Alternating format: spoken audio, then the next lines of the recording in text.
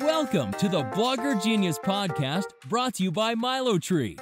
Here's your host, Jillian Leslie. Hello, friends. Welcome back to the show. It's me, Jillian, your business translator. I take complex, cutting-edge business strategies, break them down for you so you can go take them into your business. David, my husband and partner, and I have seen a lot. We started Catch My Party way back in 2009. We've grown it into the largest party ideas site on the web. It is still growing. In 2016, we launched MiloTree as a way to grow social media followers and email subscribers, and that's growing strong. In 2018, 2.5 years ago, I started this podcast, and I have an MBA from Stanford, so I have been educated in business since the beginning. What makes me so happy is when I can offer up that different perspective, that bit of encouragement, that new concept that causes that online entrepreneur to have that aha moment that they can then use in their business, find success, and change their lives. For today's episode, I have my friend and SEO expert, Paula Rollo, back on the show. So we recorded episode 139 talking about how to figure out what to blog about using your Google Analytics. And people really liked that episode. I heard from a bunch of you saying that was really useful. So we decided we would do we'd go deeper. Today, we are talking about monetizing in Q4, because this is a time when people spend more. So how do you take advantage of that? But how do you do it using analytics? We're talking about Google Trends, which is this awesome free service that Google provides. If you haven't explored it, we're going to dig in and you'll hear how we use it. Also, your Search Console, your Google Search Console, and how there are so many gems in there for you to discover. I am a big believer in making informed choices when creating content, and this is the way you do it. So without further delay, here is my interview with Paula Rollo. Paula, welcome back to the show. Thank you for having me back. It's always fun to be here. We did our last podcast on how to use Google Analytics to know what to blog about, and it has been such a hit that I wanted you to come back on now that it's getting to be the end of the year so that we could talk about how to use your analytics to make more money during this special time. Absolutely. I'm thrilled that everybody loved our Google Analytics talk so much. People are nerding out over numbers like we do, so that's always fun to know. And again, in my podcast that I just recently went live with about my 5 secrets that bloggers know to be successful online, one of them is to be making decisions based on your analytics. So you're not just looking at what way the wind is blowing and deciding to create content around that, but that you're really digging in and saying, wow, my audience is responding. So this is a perfect example of this. I'm looking at my podcast analytics. I'm like, whoa, Paula, people are really leaning into this episode. Let's do another one, because it seems like this is a great way to serve you, my audience. And again, we're really good friends and we love to, have an excuse to get on a Zoom call and talk. But really it was, whoa, this is working. People like this. Let's do more of it. I love it. It's never the wrong time to talk about analytics and how they can fix your business and make it better. So before we pressed record, we were saying, okay, what specific things do we want to talk about? And one that really lit me up was this idea of Google Trends. So what is Google Trends and why is it so powerful and how do you use it? That is loaded. Google Trends is another free tool from Google. They have a whole suite of tools, more actually launched this week, and I'm waiting for the weekend so I can really dive into the Google tools they launched this week. But so this is another free tool that they have along with Google Search Console, Google Analytics, which you're probably familiar with. And it doesn't connect to your site. It's just overall what's trending on Google. You can go all the way back to 2004 to today, and you can type in Wait. And to find it, literally Google Trends. Yeah, it's trends.google.com if you want the URL. But you could just Google Trends, it'll come up. It's going to be top. They have great SEO for their own. Isn't that a shocker? If they didn't, I'd be worried. But okay, you're in Google Trends. And right at the top, it's going to be, or right in the middle, it's going to be asking you like, what do you want to search for? Something like that. Type in a keyword that you're interested in. And I do this just for fun sometimes because it entertains me to see what people are searching on the internet and when and why. But you can also just search for things obviously relevant to your site or relevant to the time of year. So I really like using Google Trends for seasonal content because it's not only going to tell you things that you already know, like, wow, every September to October, interest in Halloween goes up. I'm shocked by this. Like, that's not how you use it, but you want to type in something like Halloween crafts as your search term. Let that come up. Then scroll down. I would put it on the past, 30 days, something around this year if you're working with a seasonal Google trend. It's going to show you a graph of the interest over time, but what gets really interesting and what can inform your content is if you scroll down, it's going to tell you 1, related topics, and 2, related queries. And these 2 things are a wealth of information because it's going to tell you, hey, this is being searched a lot. If something says breakout, that means maybe this wasn't interesting before, like COVID Halloween candy. Right, nobody hasn't knew. been interesting Nobody in the knew past. Last year. It's probably up by 1,000% search this month. But you can see things in there that you may not have expected, or that you may be like, oh, this is starting to be a trend. Let me go ahead and get on that trend from an SEO perspective before anyone else, because I can see the exact query that people are typing into Google. So this is more than... Explain what a query is. A query is just when you go to Google and you type something in the Google search bar, that's your query. So it's like a question, right? Exactly.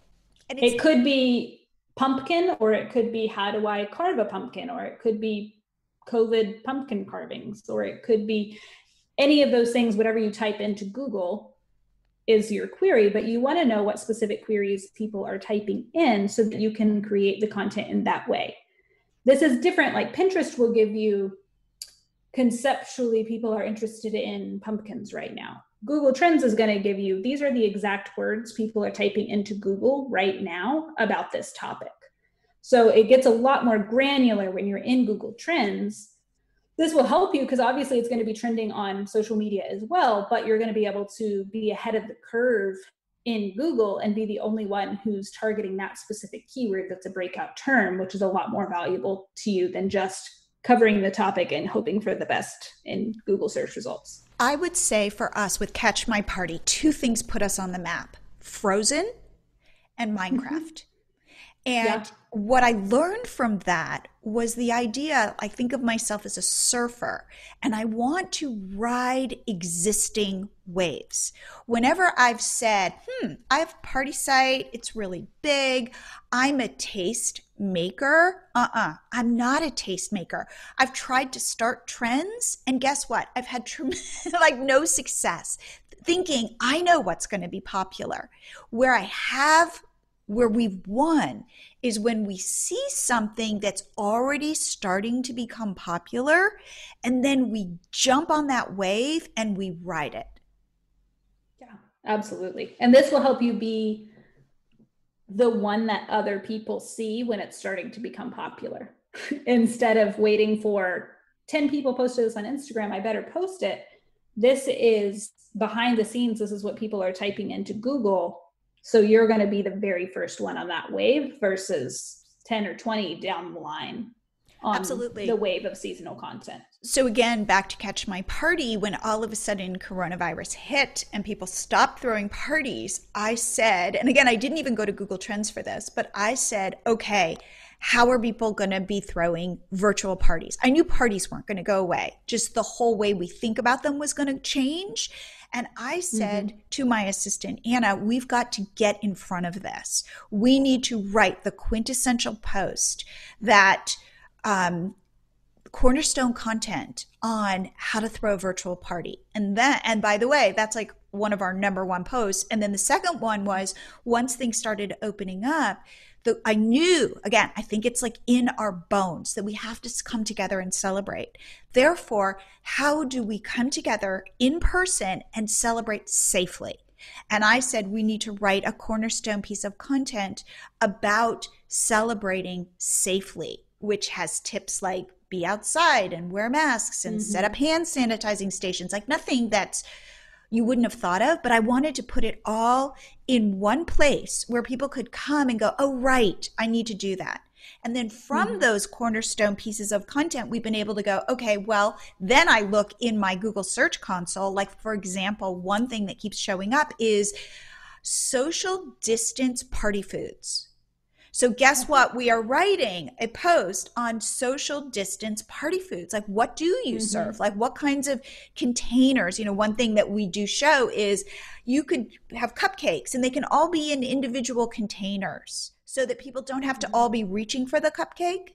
You know, you can almost put them like in little boxes and go, here's your cupcake for the party. And that way people can stay safe. So those are, or serving individual water bottles or drinks instead of, oh, here's the water container. It's like, nope, you know what?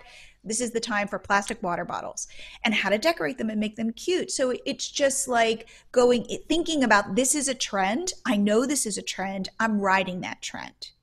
And that has been super successful for us. Well, and one of the things, if you use Google Trends, when you identify something like that, you can go in and you can also compare search terms. So to use that example, I would go in and I would type in virtual parties and it would give me the graph. And then next to it, there's going to be another bar that says add, and I would add another term of Zoom parties. And then it'll say, which of these is more popular? Is Zoom parties becoming more popular, or is virtual parties becoming more popular? Kind of compare, or safe parties or social distancing parties. You can compare all of those things to see which one is being typed into Google more frequently. Because some of the things, like I use the keywords everywhere tool that tells me how often people are searching things per month. And it's really useful for long-term content like how to change a diaper or something. But it's not useful for things that are breakout content, because it doesn't have a lot of data over the past several years of virtual parties or Zoom parties. There's no data yet for keywords everywhere. So that's where Google Trends comes in handy, because you can compare these two concepts and say, virtual parties is slightly more searched than Zoom parties is. Safe parties is not as searched historically, but actually last week it started spiking is safe parties. So things like that allows you to go, I know that conceptually this is what I should be writing, but which term should I target with this concept to get me the most amount of traffic for what I'm trying to do? What I think is really powerful about that is, in our own niches, in our own industries, in our own little slivers of the world, we have our own internal terminology for things. So I might call something different than you call it. And it's a way to get out of your own lexicon and think beyond that, because something that is a no-brainer that I think is so obvious might not be obvious to you. Right. Yeah. And actually Google Trends will also give you that data. If you have a very, say you're a Southern blogger, and so you write, most of your audience is from the South, or the other way around, maybe you're the Midwest, whatever it may be, it also gives you a content breakdown by subregion. And so the interesting thing about this example, virtual parties and Zoom parties, I have Google Trends open right now, is that virtual parties are more popular in Minnesota, in Missouri, in Tennessee, in Washington State, but Zoom parties are more popular in California, Texas, Florida, and Georgia. So even that, you can get to that granular level of saying, most of my people are in Texas. So even though virtual parties is a slightly bigger search term, I know that my actual audience, which is Texas, searches Zoom parties more. So I'm going to go ahead and go for Zoom parties. So given that the world is different this year, the holidays are going to be different this year, how would you be thinking about using Google Trends to help you create content? What I'm going to say to people is, are there ways you could think about your niche specifically during this time? In fact, by the way, we did a podcast episode, I want to say it might be 2 years ago for Q4.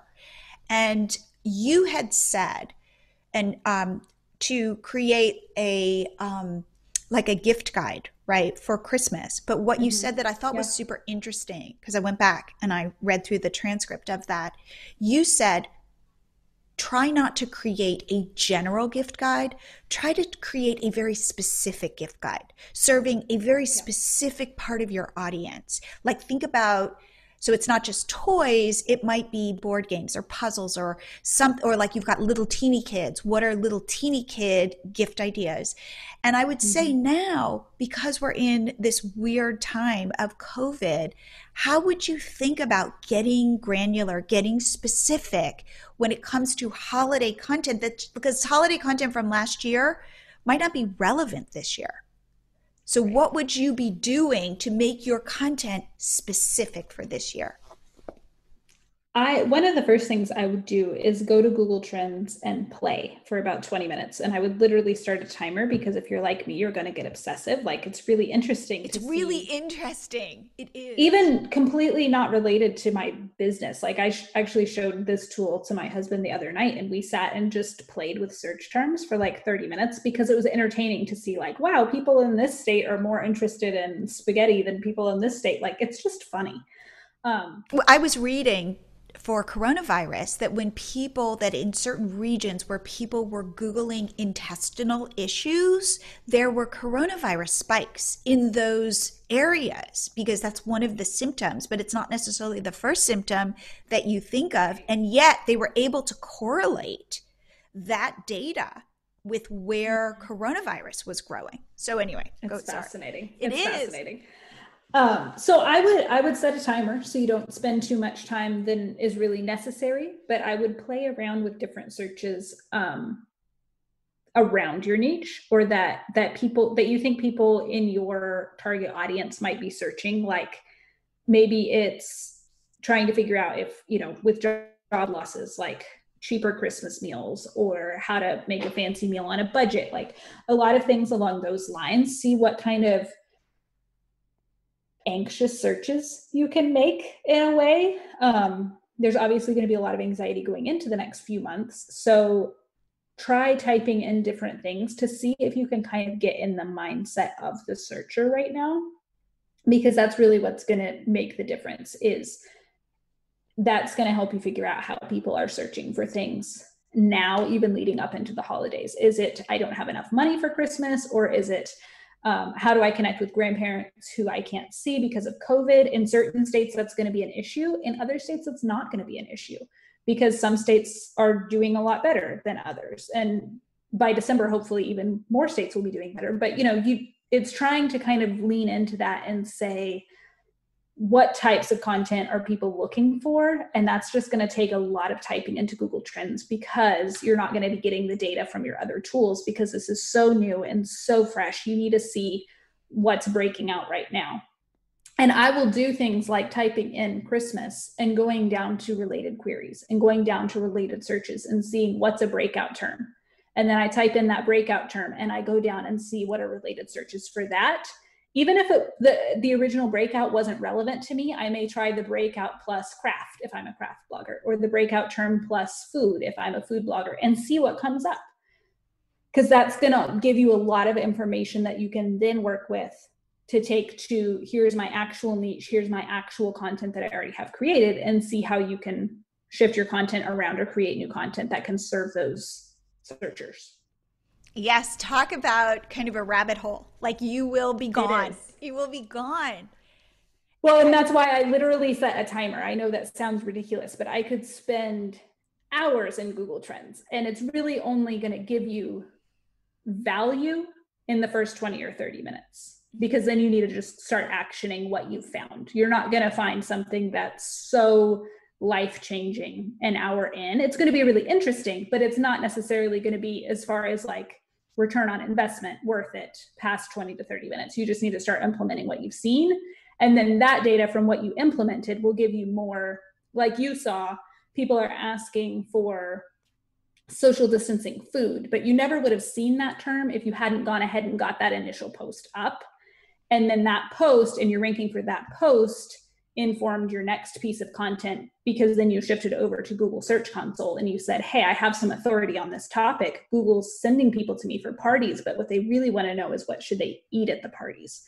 And so that's the shift from, I use Google Trends, it informed my first 2 or 3 pieces of content, and then I'm going to go into Google Search Console, and that is going to tell me authoritatively what I can win as far as the next few search terms go.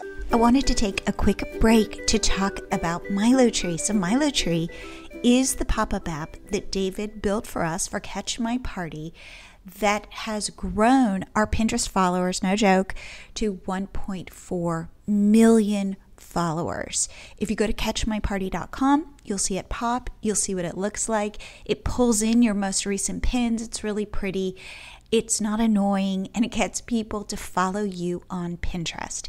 If you're trying to grow your traffic, there is no better way than Pinterest. And the more followers you have, the more it signals to the algorithm that your account matters. And these are real followers. These are not fake followers. These are engaged followers. That's exactly what you want. And you can grow Instagram with it, or YouTube, Facebook, your email list. It's really robust. I'm really proud of it.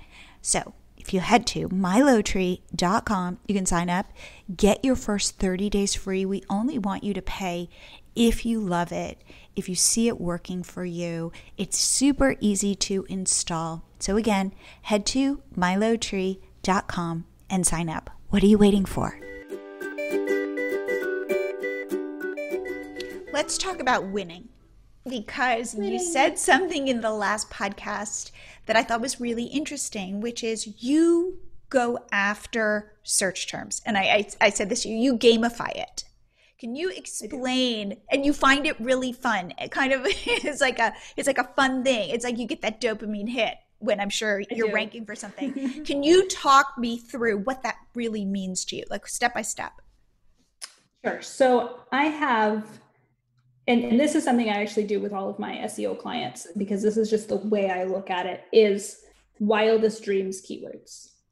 And what that means is, like, we all have those keywords that, like, yeah, it would be great to be the top when somebody searches how to blog.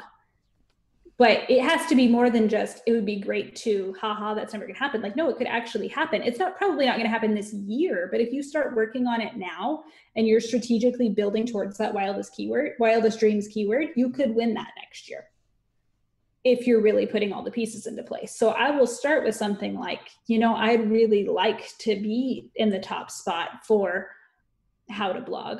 I'm not going after that keyword, so I'm using it as an example. None of my clients are going after that keyword, but say I want to go after how to blog, then I'm going to let's say it's how to start a blog. Sure, how to start a blog. Then I'm going to start looking at way smaller keywords. I can't win how to start a blog. I know I can't, but my goal is to win how to start a blog in 2020 or 2021. So sometime in the fall of 2021, I want to be winning how to start a blog. So I'm going to start this fall. And I'm going to look for keywords that are easy wins that nobody's going after because only 200 people a month search them. And I'm going to start writing that content. And it's short content. It's sweet content. It answers one question, and it answers that question really, really well. And then from that 200 keyword, I won that one. Then I'm going to go on to a 300 or a 400 keyword that's related to how to start a blog, but maybe it's how to start a craft blog or how to start a food blog would be really big also. Okay. But I might do like how to start a keto blog, because that's probably like 800 people a month search that. And I could do how to start a keto blog and just build from there. And I would look in Google on how to start a blog. And you know how if you type something into Google and then you scroll down, it says people also ask. And I would write blog posts on every single one of those people also ask, not because a lot of search, like usually those people also ask are not very highly searched items, which is kind of interesting. If you type that into something, it's like 0 people a month search this, which the 0 is always a lie. Because there's things in my Google Search Console that it says 0 people a month search this. You got 500 clicks from Google. So there's some, especially in the lower regions, there's some room for error down there. But I want to win that. And I want to be where if somebody types in how to start a blog, And then there's the people also ask that's like how to start a blog on Wix. And they click that people also ask, and it balloons open. I want that to be my site right there. So I'm not really on page one, but I'm kind of on page one if people click and they're interested in this more granular thing. And then if they're interested in that, Google's going, every time we serve up content that's around and related to how to start a blog, this person's coming up. And so about 6 months after I was working on all of these things, and I've got, 10 solid pieces of content, they're all winning their tiny keywords, then I would write how to start a blog. And I would link to all of those, and then all of those would link to how to start a blog. And I would continue from there. I would look at then, like 2 weeks later, I would look at what how to start a blog is ranking number 1 for, because it will probably rank for other small keywords before it ranks for how to start a blog. Because how to start a blog is a really big term. It's probably like 110,000 a month. So wait, I want to stop you there. So what you're doing is you're looking at your post, how to start a blog, which is probably going to end up on page 7. Or even if 7. I would be very happy with 7 week. Okay. One, yeah. So let's say it's on page 100 because it's such a popular keyword. And you're so new. You're so new. Nobody's even read it. You put a pin up on Pinterest, you post it on Facebook, and that's about it. Okay, so you're going into where to take a look at where that's showing up for you. Google Search Console. And then when you get into Google Search Console, you can go to Overview, and then you're able to track the performance of specific blog posts. So when you go under Overview Performance, you click, and then there's a little graph. It's super fun, but there's a spot to click New, and there's a plus mark. And when you click that, you can search by page. So you can put in your full page URL that you want to track, and then Google Search Console is going to tell you, here are all of the terms where you appear anywhere in Google for this post. And you're not going to get this information from Google until the post has been up for a couple of weeks and it's going to start growing. But that's why I write this post 6 months in, because I want to then see what that post starts to rank for and what other supporter content I can create that Google's seeing, like, yeah, this post is kind of about X. We'll put it on page 3 for this smaller keyword. And I'll go, I'll write that blog post, and I'll link to the post that I really want to rank for how to start a blog. And it takes a long time, but it works. Like, I know that this is probably like, people are like, oh my gosh, like, this is a year of work. Yes, it is a year of work. But when you start ranking for a keyword that's 100,000 searched a month and you're in the top 3, that's a lot better than working on one post a month that's maybe going to get 1,000 page views. Those are great, but those all need to be building towards something that really matters to you and your brand. So it's not just, I could win this random keyword. It's long-term, I want to win for how to start a blog. And so that desire is going to inform every smaller keyword that I try to win. I'm not just going to try to win any old smaller keyword. I'm going to try to win these specific ones that are pointing me toward my wildest dream how to start a blog keyword. Here's a question. Are you then linking your 10 posts that you've written around how to start a blog? So you've got your how to start a blog post. You've got 10, I'll call them supporting players. Are you linking those 10 supporting players to how to start a blog? Are you linking the supporting players to each other? How are you thinking in terms of link structuring? Everything links to how to start a blog. 100%. All relevant posts link to that. Now, the other smaller things don't all link to each other because they're not all going to be relevant to each other. Somebody who's like saying, how do I start a Facebook page for my blog doesn't need, what plugins do I need when I'm starting a blog? Those two things are unrelated, so they don't link to each other. But somebody who's talking about plugins does need more information about how to start a blog. And somebody who's talking about Facebook needs more information about how to start a blog. So they all link to the big one, and then only where relevant and where it will fit naturally in the body of your post is a good way to think about it. Do you link to other things? If it's not something that's naturally fitting in the flow of what you're writing for that blog post, then you don't need to fit it in if it's one of these smaller keywords. How fleshed out, how long are my supporting player blog posts? Only as long as they need to be. What does that mean? And I know that that's not a great answer. Like, bloggers really want a number, and there's not a number for these things. And you can get really bogged down in every post. And this is a rumor that's going around, is like, make a post 1,000-word epic, whatever. No, don't do that. Your big how to start a blog needs to be an epic 1,000, 2,000-word post. How to start a Facebook page for your blog needs to only have as many words as it takes to tell someone how to start a Facebook page for their blog, and no more and no less. That's so interesting, because I would say conventional wisdom is more is always better. 2,000 words is what you want to hit. And yet you want to hit 2,000 words, but you don't want it to all be filler. Like, that's a lot of pressure. And I like what you're saying. Do what answers the question, gets people to solve, you're solving that person's problem, and no more. No fluff, yes. No distractions, no feeling inadequate if you come in at less than 2,000 words, because I think that can be paralyzing. Yeah, I wouldn't come in at less than 300 words, because then you weren't thorough.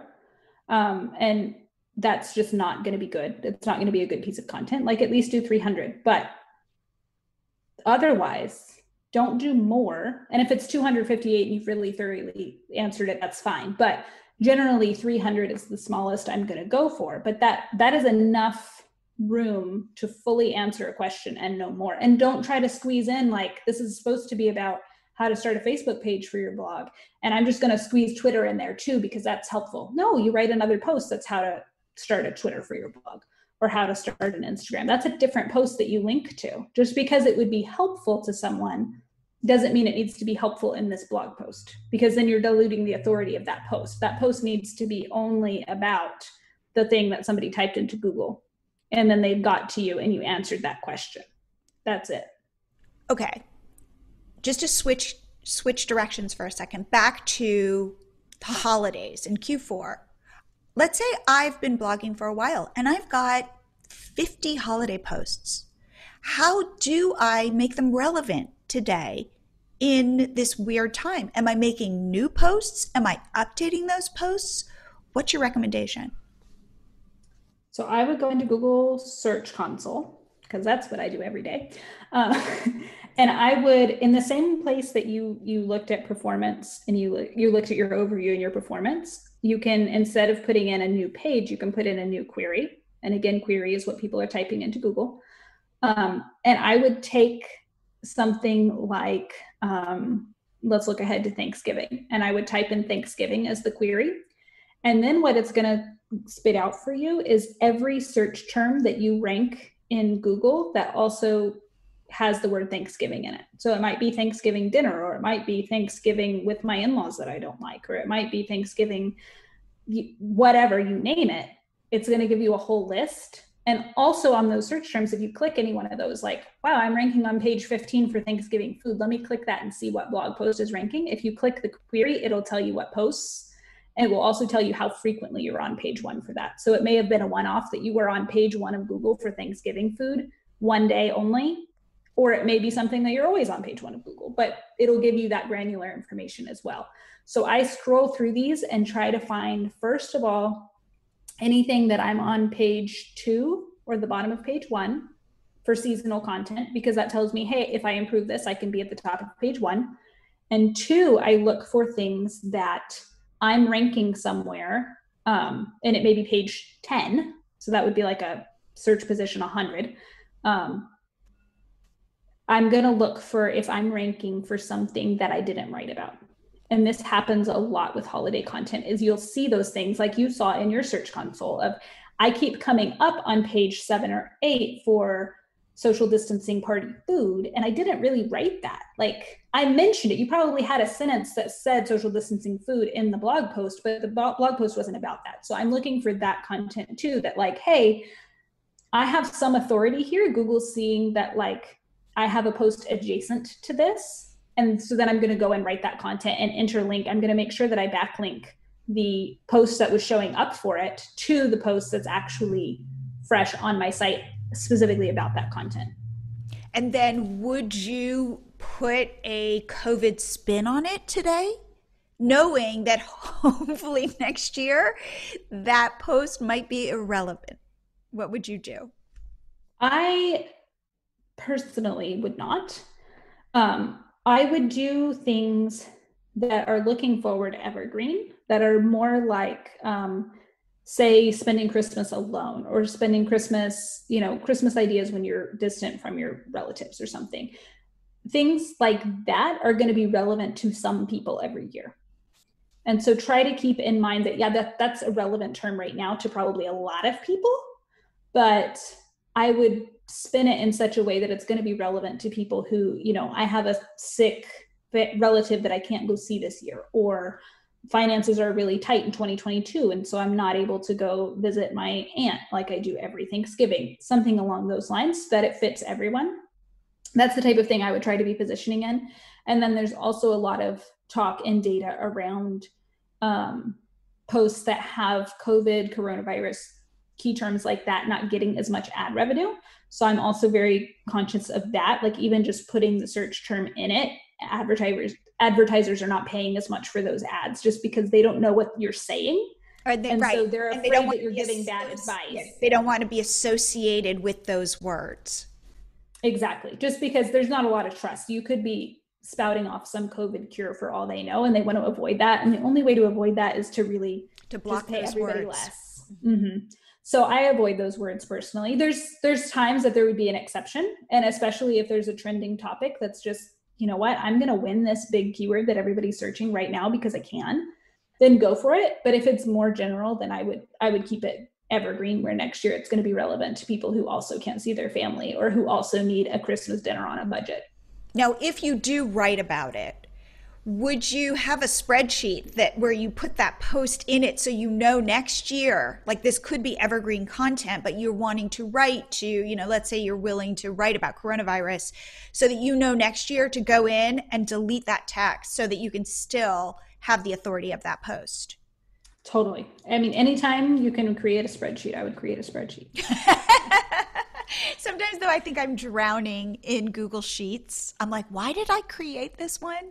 So I have to now make sure that I know that I've created it so it doesn't get just lost. But yes, so that's what I would probably do, is write to the kind of specific, maybe use some words depending on the post. Like, if I am doing one about social distancing, it's hard not to be talking about what's going on right now, but to know that I can then pivot this post by editing it and updating it, and knowing that next year I've written it in such a way I can still use it.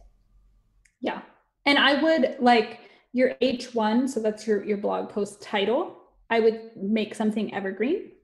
And then your SEO title, which is in Yoast, I would maybe make it more relevant to this year. And then again, in that spreadsheet, go and say, hey, edit this next year.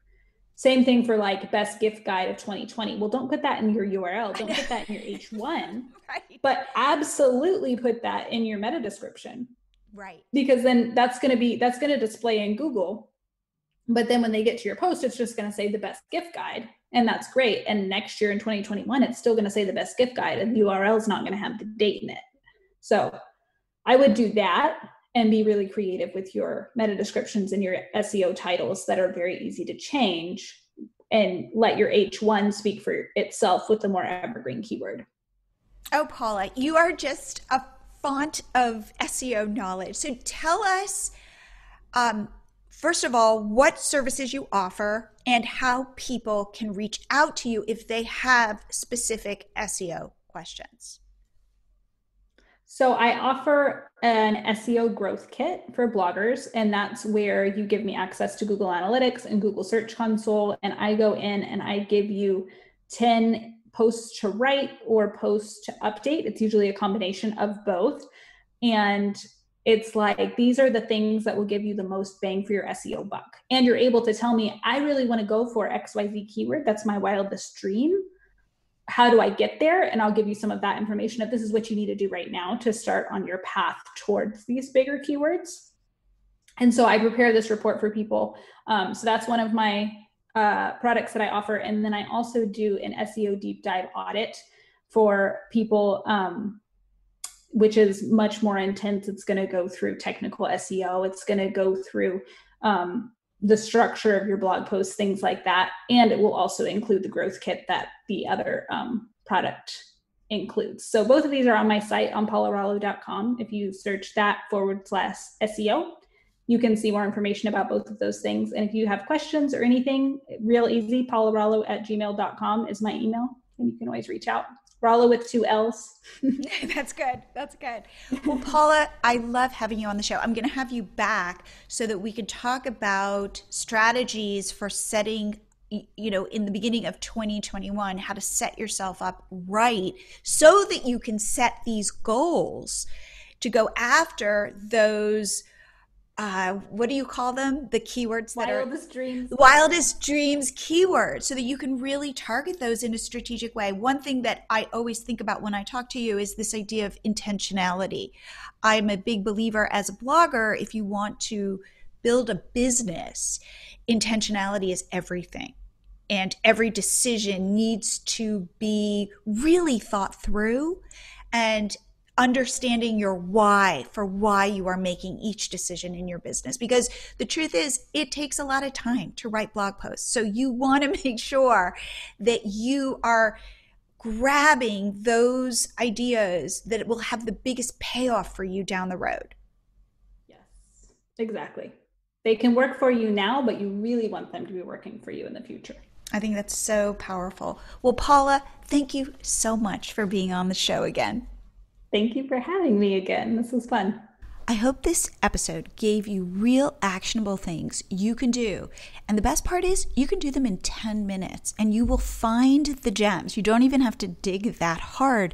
But this is how you use analytics to make smart choices in your business.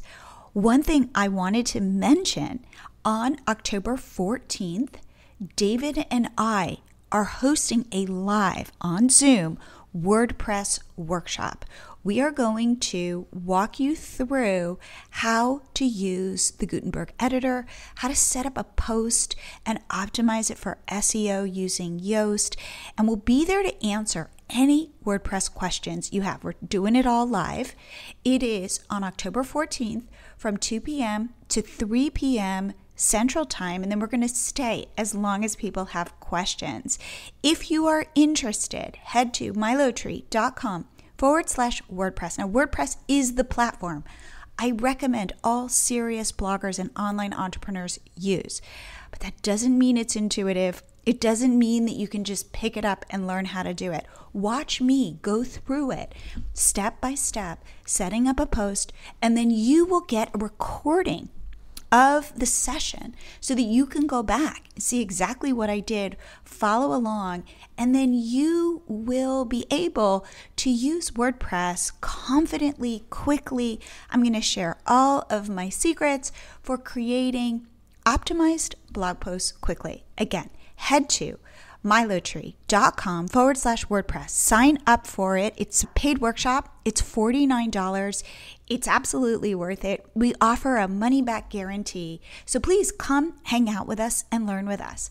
And I'll see you here again next week.